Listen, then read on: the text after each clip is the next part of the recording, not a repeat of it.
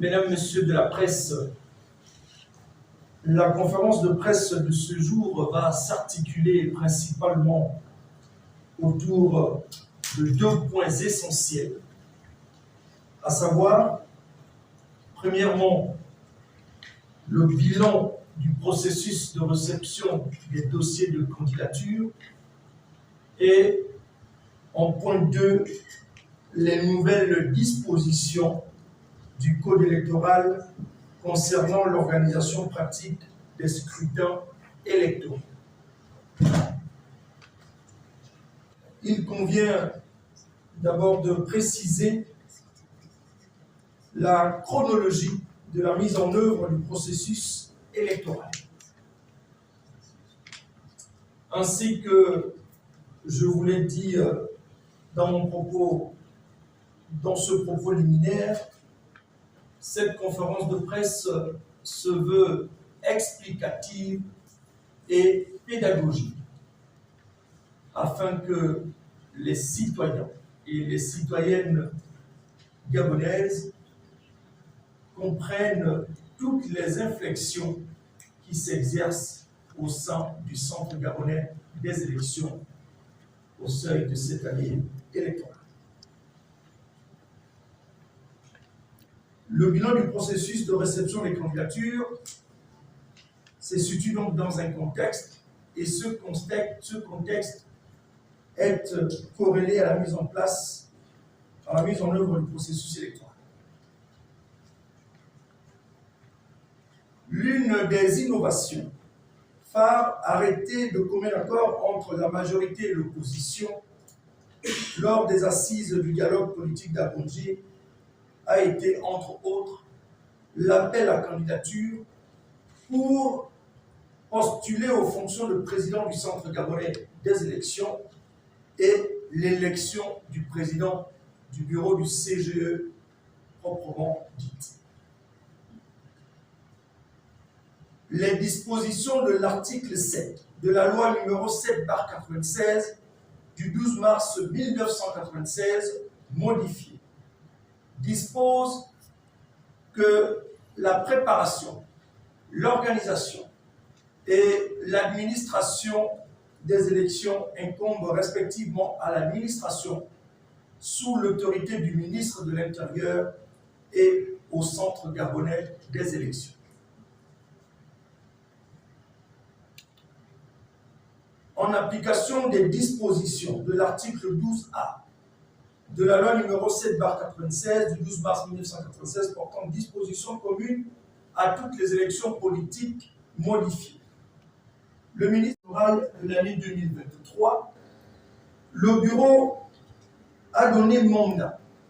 au président de saisir les partis politiques ou groupements de partis politiques légalement reconnus de la majorité et de l'opposition, ainsi que les ministères techniques, afin qu'ils désignent leurs représentants au sein des commissions électorales locales et consulaires. Il est à préciser qu'en période électorale, le bureau du Centre gabonais des élections est assisté par une assemblée plénière composée à parité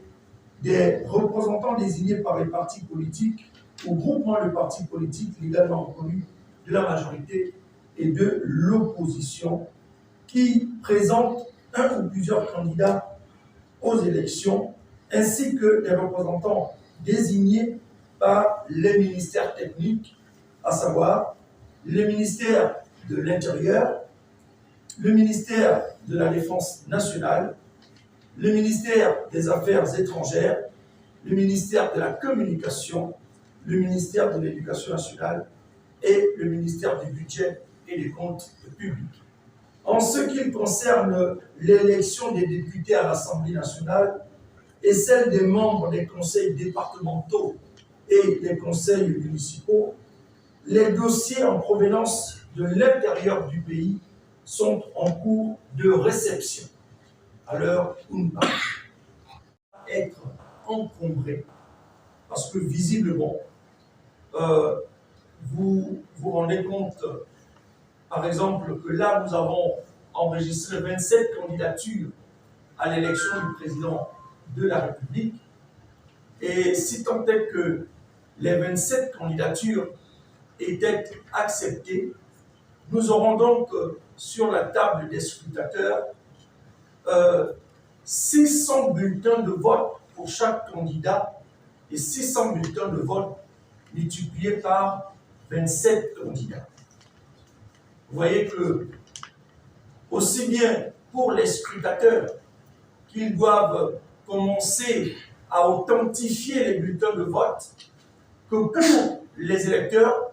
qu'ils doivent choisir, prendre chaque bulletin de vote en rapport avec le nombre de candidats, eh bien, nous avons estimé qu'il fallait fluidifier et aérer les opérations de vote pour permettre à les lecteurs d'être moins encombrés afin qu'il ne lui reste que le bulletin, son bulletin, le bulletin qu'il aura choisi à mettre dans l'enveloppe à voter, et le reste des bulletins seront mis dans la poubelle qui sera placée dans l'isoloir. Voici donc les principales motivations qui ont conduit à cette nouvelle disposition.